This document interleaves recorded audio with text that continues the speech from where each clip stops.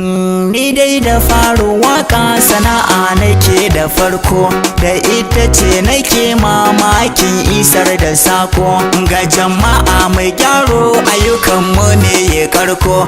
To gani yau da dubban gaisuwar ku zana miko, ma'ana dubban masoya na gare ku yau na doso. Ga sabuwar waka ta zana ba ku talla, idan ko kun sai da wakar zan biɗo ku dan ku yi cinikayya mai kyau kawai masoya. Komai idan ya yi farko dole zai yi ƙarshe, a da idan na yi waƙar sai a dinga kushe. To gashi yanzu reshe ana ta nema, da ku kawai nake alfahari dubin masoya. Gare ku kun ga mansira ba ni juya baya, mai haƙuri ku gane wata rana zai yi dace. Ko da cikin sa'anni ne kun ga za shi kece, komai kawai mu sa Allah duka lamuranmu, domin shi ne majibancin duka lamuranmu. Shi arziki nufin Allah ne yan uwana, idan ya so ya baka domin kawai kaɗana, idan ya so ya kwace domin kawai jarabta. Idan kana talauci shi ne ya hukunta, kaɗan ɗana idan ka jure kan rabauta. Hakan ya sa waɗansu da dama suna wahalta, domin rashin haƙuri a gare mu yayi karanta. Sannan muna da gaggawa a cikin zukata, komai ya zo da sauri wata ran kamar mu kwata. Kowa yana ta burin wata ran a ce ya huta, a samu 'yan kuɗaɗe har ma a tara mata. Mu gane duniya ba a tabbata a kanta, a yanzu rayuwar nan ba a riƙon amana. Ka ɗauki alkawar kanka da kanka sai ka saba, a yanzu rayuwar nan zunubi ake mutuba. Allah idan ya sa doka jama'a su saba, mun kauce hanya ta Allah walla ba mu turba. Hakan yasa ake fama wahala mu duba. Allah da zamani komai in ya so ya yi shi, idan batu na aure ne dole sai da toshi, in ko batu akan kishi sai aje ga mata. Rashi game da samu Allahu ya hukunta, mata suna da tsafta ni da su zan kwatanta.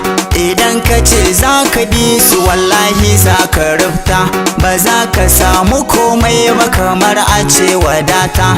Ku duba mai zina kullum na cikin takaici, idan ya je ya yi zinan shi kaɗai ya dinga kunci. An san da gaskiyar amma sai a kauce hanya. Ku duba 'yan samari a ciki da masu ƙarya, mutum ya dinga ƙarya a gurin shi babu kunya. Abin da ya fi ƙarfinka a duniya ka bar shi, mu daina tsawwalawa kayan makar mu so shi. Kowa da inda Allahu ya kaddara ya zauna, waɗansu Zaria ga wasu na garin Kaduna, waɗansu 'yan Kano ga wasu na garin Jigawa, waɗansu na Port Harcourt wasu ko suna Taraba. A haka yayi yare kala da dama, waɗansu su je na wasu babu dama. Idan ka kare mutuncinka a baka girma, amma waɗansu sai da mutuncin suke ta fama. Ku je ku lura sosai ɓera yana da rama, domin abin da zai sa a cikinsa babu kima. Idan ka ɗauki kayan wani za a fallasa ma, dangi da 'yan uwa kowa bai ganin ka girma. Ni dai rufin asirin Allah nake ta nema, sannan ya sa na dace rana ta alkiyama.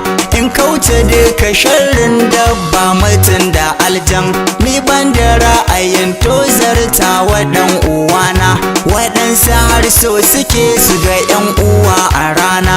Na gode Rabbana dangi na sun mun rana, dan kan ma a haɗe yake kullum ina ta murna. Mahaifiyar mu ko nana ita ce ganin mu, sannan idan muna kuka za ta haɗa kanmu, ta ce da mu rayuwa ce wata rana babu.